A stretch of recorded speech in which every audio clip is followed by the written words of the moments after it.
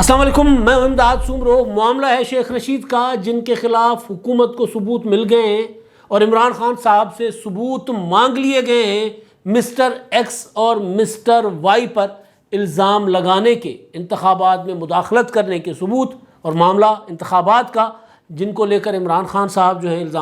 الزامات عائد کر رہے ہیں۔ اب انتخابات میں باقی صرف 2 دن ہیں اور تیسرے دن انتخابات ہوں گے، تو انتخابات کی پوزیشن ہے کیا ضمن انتخابات کی؟ مسلم لیگ نون کو اصل چیلنج کیا ہے اور مسلم لیگ نون کتنی نشستیں جیتے گی اور تحریک انصاف کتنی سیٹوں پر کامیاب ہو سکتی ہے؟ اور پھر پیٹرولیم کی مصنوعات کی قیمتیں، وزیر اعظم شہباز شریف صاحب نے کل اجلاس بلا لیا ہے اور سندھ میں ایک لاوا پک رہا ہے،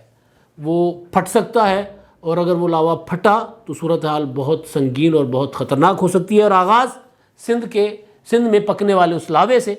سندھ میں ایک واقعہ ہوا حیدرآباد میں، صوبے کے دوسرے بڑے شہر میں۔ وہاں پر پشتون افغانی ہوٹل چلاتے ہیں چائے کے، اور وہاں پر قاسم آباد کے علاقے میں لڑائی ہوئی ان کی کسی کسٹمرز کے ساتھ۔ معاملہ کیا تھا، اب تحقیقات ہوں گی تو بات سامنے آئے گی، لیکن بہرحال وہاں پر پھر نوجوان بلال کاکا، اس کو قتل کر دیا گیا، اور وہ ملزم جو تھے وہ بھی گرفتار ہو گئے، اور ملزم لاک اپ میں ہیں، ریمانڈ پر ہیں۔ لیکن اس کے جو رد عمل کے طور پہ ایک صوبے میں ہمیشہ ایسا ہوتا ہے، سندھ ایک حساس صوبہ ہے، زیادہ لسانیتیں وہاں پر رہتی ہیں، زیادہ قومیتیں وہاں پر آباد ہیں، پشتون افغانی بہت زیادہ آباد ہیں وہاں پر، بلوچ آباد ہیں،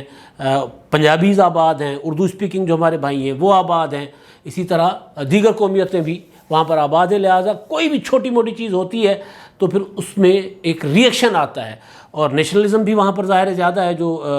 سندھی نیشنلزم ہے۔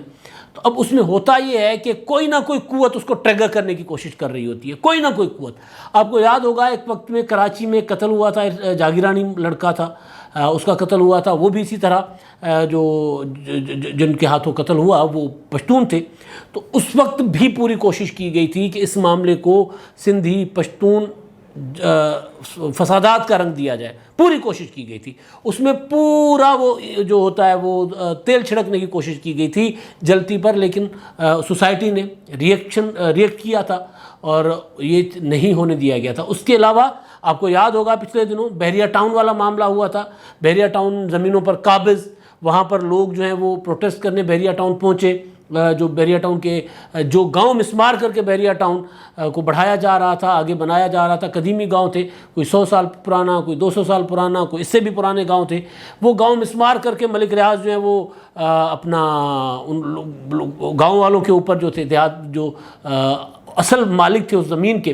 ان کے اوپر بلڈوزر چلا کر، گولیاں چلا کر، اور وہاں پر وہ قبضہ کر رہے تھے۔ تو ان کے حق میں ایک پروٹیسٹ ہوا تھا، اس میں بھی شرپسندی یہ ہوئی تھی کہ جی وہ آگ لگا دی گئی تھی بحریہ ٹاؤن کے دروازے پر۔ پھر وہاں پر کچھ ایسے عناصر پہنچ گئے تھے بحریہ ٹاؤن کے حق میں جو اس معاملے کو سندھی اور اردو اسپیکنگ مہاجر فسادات کا رنگ دینے کی کوشش کر رہے تھے۔ تب بھی سوسائٹی نے بڑا پازیٹیولی ریئیکٹ کیا، اور اس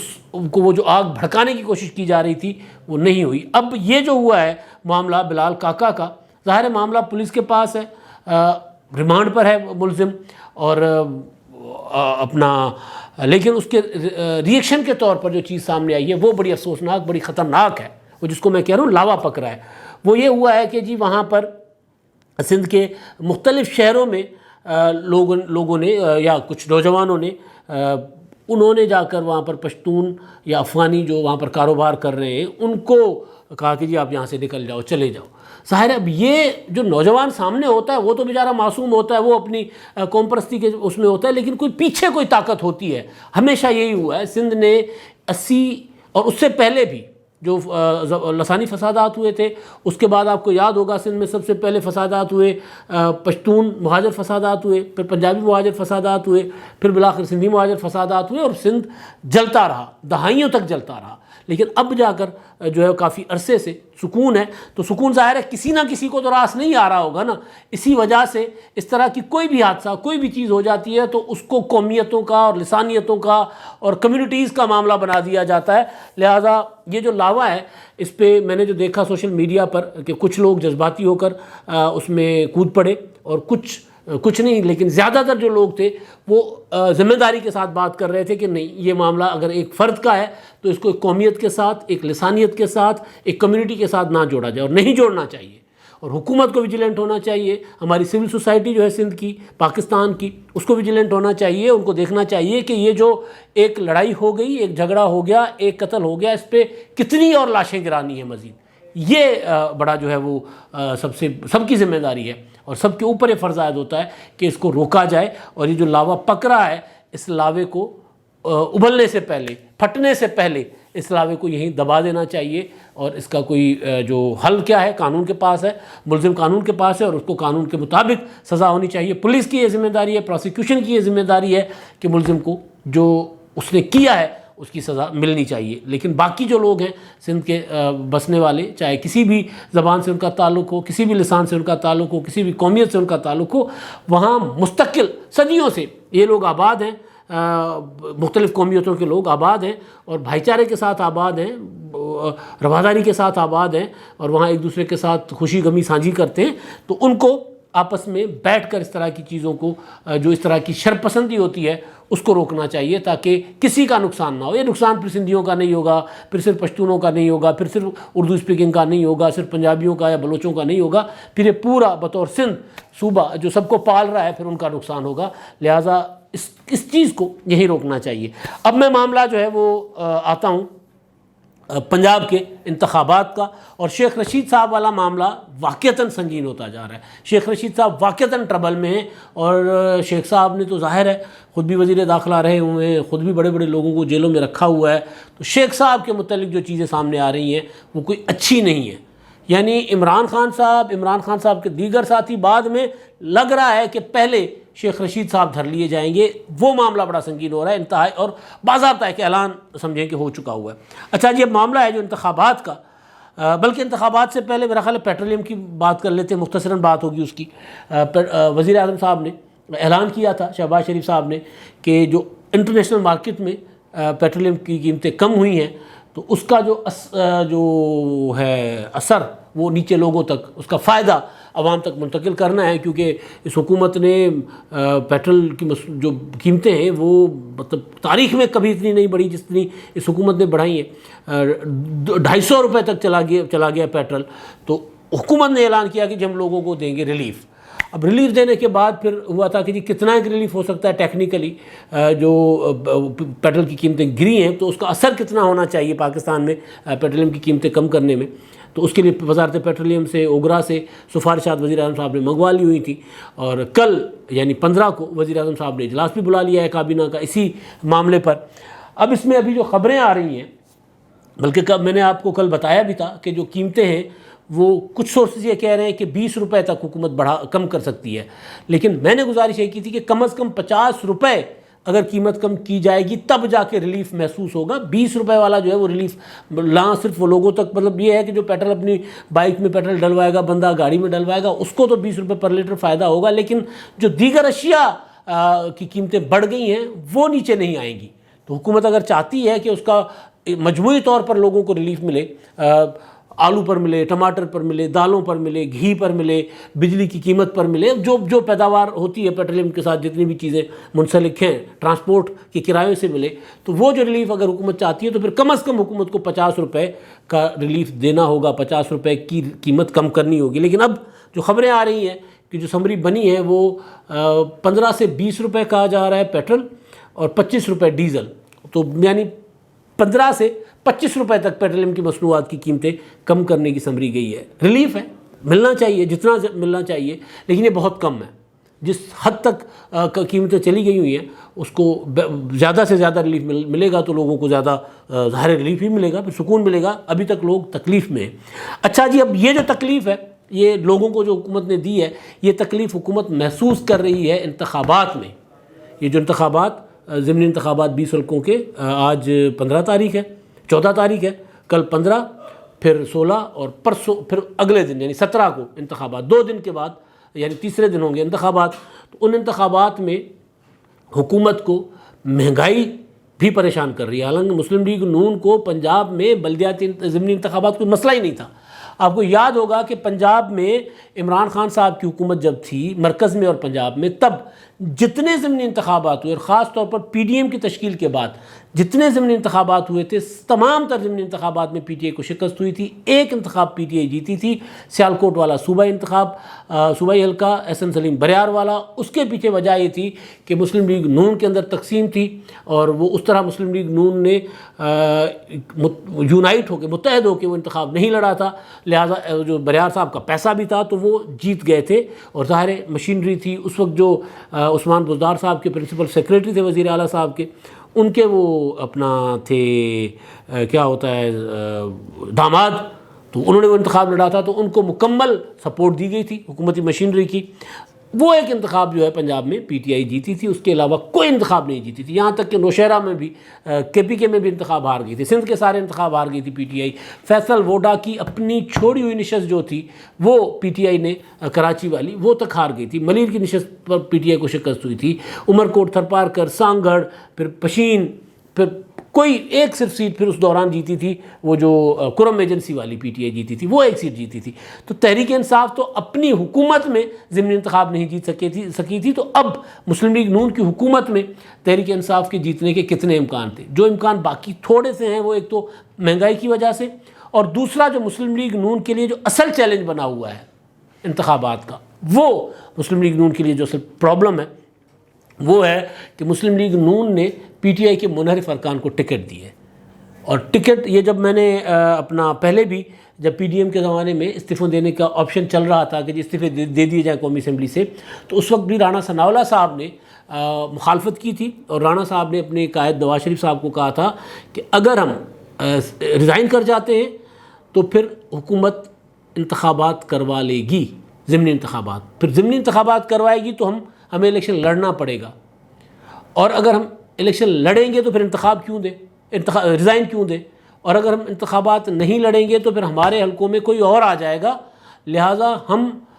استعفیٰ نہیں دے سکتے، اگر استعفے دیں گے تو پھر الیکشن میں ہمیں جانا پڑے گا، یا تو یہ گارنٹی کریں کہ ریزائن کرنے کے بعد ضمنی انتخابات ہوتے ہیں تو پھر ہمیں الیکشن لڑنے کی اجازت ہوگی۔ تو اس وقت یہ معاملے پر جو رانا ثناءاللہ صاحب کا آرگومنٹ تھا، پیپلز پارٹی کے آرگومنٹ کے ساتھ تھے وہ، تو اس وقت اس معاملے پر نواز شریف صاحب کو بھی بعد میں پیچھے ہٹنا پڑا تھا کہ مسلم لیگ نون کا جو کینڈیڈیٹ وہاں پر جو کام موجود ہے، جو جیتا ہوا ہے یا جو ہارا ہوا ہے، وہ اپنا حلقہ نہیں چھوڑے گا۔ یہی سیم پوزیشن ہوئی جب منحرف ارکان جو ہیں وہ ٹکٹ مانگ رہے تھے مسلم لیگ نون کے، تو اس پر بڑی ڈیلیبریشنز ہوئی مسلم لیگ نون میں کہ کس طرح ہو سکتا ہے کہ ایک ہمارا کینڈیڈیٹ جس نے 2018 میں نمبر 2 ووٹ لیا ہے، وہ مصیبتیں جھیل رہا ہے، اس کے کارکن وہاں پر حکومت کے مقدمات کا شکار بن رہے ہیں، ان کو انتقامی کارروائیوں کا نشانہ بنایا جا رہا ہے، ہمارے ووٹرز کے جو گاؤں ہیں یا علاقے ہیں ان کو نظر انداز کیا جا رہا ہے ترقیاتی کاموں سے۔ یہ کیسے ممکن ہو سکتا ہے کہ ہم پی ٹی آئی کا بندہ چھوڑ کر ہمارے پاس آ رہا ہے، ہم اس کو ٹکٹ دیں گے اور اپنے کارکن کو چھوڑ دیں گے؟ تو بہرحال پھر وہ جو خوف آیا تھا ایک سامنے حکومت اس وقت مسلم لیگ نون کے، جس کا ذکر آج کل عمران خان صاحب بڑھ چڑھ کر رہے ہیں، وہ خبر میں نے ہی دی تھی کہ مسلم لیگ نون نواز شریف صاحب کو لگ رہا ہے کہ اگر عمران خان صاحب کو نومبر سے پہلے نہیں گرایا اور حکومت اپنے ہاتھ میں نہ لی تو پھر عمران خان صاحب جو ہیں وہ آرمی چیف جنرل فیض حمید صاحب کو لگا لیں گے۔ اس خوف سے نواز شریف صاحب نے جو تحریک عدم اعتماد کے خلاف تھے، پی ڈی ایم بننے سے لے کر پی ڈی ایم کے ٹوٹنے تک، پوائنٹ ہی نہیں تھا ٹوٹنے کا پی ڈی ایم کا، پیپلز پارٹی کہہ رہی تھی تحریک عدم اعتماد، مسلم لیگ نون کہہ رہی تھی نہیں ریزائن، یا مولانا صاحب کہہ رہے تھے لانگ مارچ اور ریزائن، اسی پوائنٹ پر ٹوٹا تھا نا۔ اس کے بعد پھر باقی باتیں پھر جب اختلاف ہو ہی جاتا ہے تو ہر کوئی اپنے اپنے راستے پر چل پڑتا ہے، تو پھر وہ سینٹ کے الیکشن اور یوسف رضا گیلانی صاحب کو جو قائد حزب اختلاف بنایا گیا تھا، تو اس پر پھر اختلافات ہوئے اور پی ڈی ایم ٹوٹ گیا تھا۔ تو یہ والا جو معاملہ تھا، جو خوف تھا مسلم لیگ نون کو، اس خوف کی وجہ سے پھر یہ کمنٹمنٹ کر دی گئی کہ جو حکومت کے خلاف ہم تحریک عدم اعتماد لا رہے ہیں، جو لوگ سپورٹ دیں گے پی ٹی آئی سے، ان کو جس جماعت کا وہ ٹکٹ مانگیں گے ان کو ٹکٹ دے دی جائے گی۔ تو لہٰذا مسلم لیگ نون نے پنجاب کے جو منحرف ارکان تھے وہ جب ڈی سیٹ ہو گئے، تو ڈی سیٹ ہونے کے بعد ان کو مسلم لیگ نون نے ٹکٹ دیا اپنے حلقوں میں۔ تو جب اپنے حلقوں میں ٹکٹ دیا تو وہاں پر مسلم لیگ نون کو، جو بار بار میں کئی گزارش کر چکا ہوں یہ والی، کہ مسلم لیگ نون کو دو فیکٹر، مہنگائی بہت مائنر فیکٹر ہے اس کا، ویسے اس کا اسکیل بہت بڑا ہے مہنگائی کا، حکومت کو گالیاں بڑی پڑ رہی ہوں گی، لیکن مسلم لیگ نون کا ووٹر اس چکر میں پی ٹی آئی کو ووٹ نہیں دے گا کہ جی مہنگائی ہے تو ہم نے پی ٹی آئی کو ووٹ دینا۔ وہ یہ سمجھ رہا ہے اس وہ جو حکومت کا جو موقف ہے اس کو تسلیم کر رہا ہے کہ جی مہنگائی کی وجہ عمران خان صاحب ہے، مہنگائی عمران خان صاحب چھوڑ کر گئے تھے، تو وہ یہ مانتا ہے اپنی قیادت کی بات، تو مہنگائی کا ایک فیکٹر تھا، اور دوسرا فیکٹر یہ کہ جو مسلم لیگ نون کے جو کینڈیڈیٹس تھے، ان کے جو کارکن تھے قریبی، وہ منحرف رکن ارکان کو ووٹ دینے کے لیے تیار نہیں تھے۔ اس کے لیے پھر یہ والا مسلم لیگ نون کو سب سے بڑا چیلنج تھا۔ رانا ثناء اللہ صاحب نے کل مختلف ٹی وی چینلز کو انٹرویو دے کر بالکل کھلے الفاظ میں اعتراف کیا ہے کہ ہاں ہمیں یہ پرابلم تھی، کیونکہ ہمارے کارکن ہمیں کہہ رہے تھے کہ یار انہوں نے تو ہمارے اوپر مقدمات کیے ہوئے ہیں، انہوں نے تو ہمیں نظر انداز کیا ہوا تھا، تو جنہوں نے ہمارے اوپر مقدمات کیا آج ہم ان کی الیکشن کیمپین کیسے چلائیں؟ تو پھر گلی گلی جا کر کارکنوں کو راضی کرنا تھا، منانا تھا۔ اس کے لیے پھر ہم نے اپنے منسٹرز کو ریزائن کروایا، جو 4 منسٹرز ریزائن کر گئے نا، ایاز صادق صاحب، سلمان رفیع، اویس لغاری صاحب اور ملک احمد محمد صاحب، تو ان کا ریزائن اس وجہ سے کروایا گیا۔ لیکن رانا ثناء اللہ صاحب کا دعویٰ یہ ہے کہ اس تمام چیلنجز کے باوجود ہم 16 سیٹیں جیت رہے ہیں، اور 14 سیٹیں تو بالکل کمفرٹیبلی جیت رہے ہیں۔ میں نے آپ کو کئی بار یہ گزارش کی، رانا ثناء اللہ صاحب کی باتیں تو بعد میں آئیں، مسلم لیگ نون کا یہ دعویٰ تو بہت بعد میں آیا کہ وہ 16 سیٹیں جیت جائیں گے، بہت آسانی کے ساتھ جیت جائیں گے، اور مقابلہ ہے 4 سیٹوں کا۔ تو میں نے آپ کو آغاز میں ہی جب یہ بلدیاتی ضمنی انتخابات ہونے جا رہے تھے، میں نے گزارش کی تھی کہ 18 سیٹوں پر بھی مسلم لیگ نون جو ہے وہ جیت سکتی ہے۔ باقی تو ظاہر ہے پھر انہوں نے خود ہی بتا دیا کہ 16 سیٹیں جو ہے وہ ہم جیت جائیں گے، اور باقیوں پر مقابلہ ہے۔ تو جہاں مقابلہ ہے وہاں پر بھی تو پھر 19-20 کا چانس ہوگا نا، جو شاہ محمود قریشی صاحب کا حلقہ ہو گیا، اس طرح دوسرے 4 حلقے جو کل میں نے بتائے بھی تھے آپ کو، 5 حلقے، ان حلقوں پر جیسے مظفر گڑھ کا حلقہ ہو گیا، اس کے 2 حلقے ہو گئے، وہاں پر ذرا پرابلم ہے ان کو۔ تو یہ پوزیشن ہے کہ مسلم لیگ نون جو ہے وہ 14، ان کو چاہیے 9 سیٹیں، لیکن وہ اب رانا ثناء اللہ صاحب کی بات پر بھی میں اگر ہم اسی کو ہی لاک کر دیتے ہیں، تب بھی مسلم لیگ نون جو ہے 14 سیٹیں جیت رہی ہے۔ اب یہ 14 سیٹیں جو ہیں، یہ جو 20 نشستیں ہیں، یہ تھی پی ٹی آئی کی اوریجنلی، تو مسلم لیگ نون کی حکومت بچانے کے لیے مسلم لیگ نون کو چاہیے 9 سیٹیں۔ تو مسلم لیگ نون اگر 14 سیٹیں جیت جاتی ہے، اور عمران خان صاحب دن رات ایک کر کے کینڈیڈیٹس نہیں چاہ رہے تھے، اس کے باوجود ان کے حلقوں میں جا کر جلسہ کر کے عمران خان صاحب اگر 4-5 سیٹیں جیت گئے تو کیا جیتے؟ حکومت حمزہ شہباز کی رہ گئی، جس کو حمزہ ککڑی کہہ کے عمران خان صاحب اپنا لیول نیچے گرا رہے ہیں، مسلسل گرا رہے ہیں۔ تو ایک تو یہ چیز ہے کہ مسلم لیگ نون جو ہے وہ بڑا آسانی کے ساتھ اپنی حکومت بچا لے گی، اور پی ٹی آئی کی کہ ڈی سیٹ ہوئے ارکان کی سیٹوں کی میجورٹی اپنے حصے میں لے آئے گی۔ ایک یہ معاملہ۔ دوسرا معاملہ جو الزامات کا ہے، رانا ثناء اللہ صاحب نے mister X mister Y, Imran Khan صاحب کہہ رہے ہیں نا مسلسل، کل بھی انہوں نے جو جنگ میں جلسہ کیا تھا، اس سے پہلے لیا بھکر جہاں جہاں جلسے کیے خان صاحب نے، وہاں انہوں نے یہ لفظ استعمال کیا کہ جی لاہور میں بیٹھا ہوا مسٹر ایکس جو ہے وہ دھاندلی کر رہا ہے، وہ ان چوروں کے ساتھ ملا ہوا ہے، پھر چیف الیکشن کمشنر چوروں کے ساتھ ملا ہوا ہے، اور یہ حمزہ ککڑی کے ساتھ ملتا ہے، مریم نواز کے ساتھ ملتا ہے چیف الیکشن کمشنر کے متعلق۔ اب یہ معاملے سارے عمران خان صاحب کے معاملات 17 جولائی کے بعد یہ جو چیف الیکشن کمشنر پر الزامات ہیں یا باقی جو باتیں کر رہے ہیں نا، یہ خبر والی بات میں کر رہا ہوں، اصولاً کیا ہونا چاہیے وہ الگ بات ہے۔ عمران خان صاحب کے ساتھ حساب کتاب ہوگا اب سب کا 17 جولائی کے بعد۔ 17 جولائی تک سب یہ کہہ رہے ہیں کہ جی عمران خان صاحب کھل کر کھیلیں، ان کو کوئی الیکشن متنازع بنانے کا ان کو کوئی موقع نہیں دینا چاہیے، نہ دینے کا منصوبہ بنا ہوا ہے۔ الیکشنز کے بعد عمران خان صاحب سے وہ جن کو کہتے ہیں کہ جی حمزہ شہباز سے ملے ہوئے ہیں وہ بھی حساب لیں گے، اور وہ چیف الیکشن کمشنر جن کو کہہ رہے ہیں کہ جی چوروں کو لانے کے لیے دھاندلی کر رہے ہیں وہ بھی حساب لیں گے، کیونکہ ان کے پاس بہت کچھ چیزیں پڑی ہوئی ہیں، اور الیکشن کمیشن جو ہوتا ہے وہ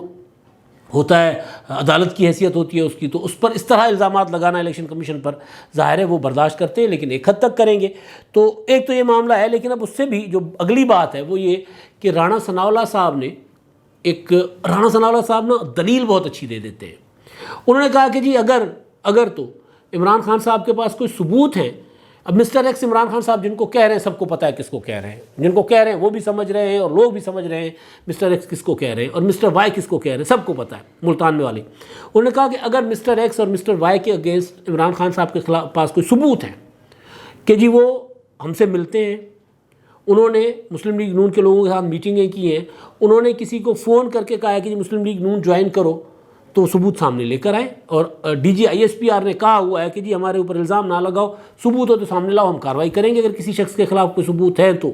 بات تو ٹھیک ہے، اب جلسے میں پریشر بلڈ کرنا، اور جس طرح 2018 میں ہوا تھا رانا صاحب کہہ رہے تھے، اور بات بالکل ٹھیک ہے، دلیل تو ان کی مناسب ہے، وہ یہ کہہ رہے ہیں کہ 2018 کے انتخابات سے پہلے تو لوگوں کو فون جاتے تھے، لوگ آ کر کہتے تھے کہ جی ہمیں فلاں صاحب فون کر رہے ہیں، اس کے علاوہ پھر میٹنگز ہوتی تھیں، اور سب کو پتہ ہے کہاں میٹنگز ہوتی تھیں. تو یہ جو آج مسٹر ایکس بیٹھے ہوئے ہیں، کل کو کوئی اور تھے، تو وہاں پر میٹنگز ہوا کرتی تھی پی ٹی آئی کے لیے، اور پی ٹی آئی کے لوگ اس میں شامل ہوتے تھے. تو کیا اس طرح کی کوئی میٹنگ ہو رہی ہے، اس طرح کی کوئی معاملات چل رہے ہیں تو ثبوت لے کر آئیں سامنے. ورنہ پھر عمران خان صاحب اپنی انتخابی جو نتائج ہیں جو ان کو نظر آ رہے ہیں، وہ انتخابی شکست کی وجہ سے، انتخابی ہار کی وجہ سے ایڈوانس میں بیانیاں بنا رہے ہیں. یہ بات میں نے آغاز میں کی تھی کہ عمران خان صاحب جو ہیں دو وجوہات کی بنا پر، دو معاملات کی بنا پر چیف الیکشن کمشنر پر حملہ آور ہیں. ایک تو وہ ممنوعہ اور فارن فنڈنگ کیس، اس کا فیصلہ آنا ہے، اور دوسرا عمران خان صاحب کو پتہ ہے کہ وہ مطلوبہ رزلٹ نہیں لے سکیں گے. 2-4-5 سیٹیں لے لیں گے ان 20 سیٹوں میں سے، میرے حساب میں وہ بھی بہت ہوں گی، لیکن بہرحال 2-4-5 سیٹیں وہ لے لیں گے، لیکن ان کو چاہیے 13 سے زیادہ.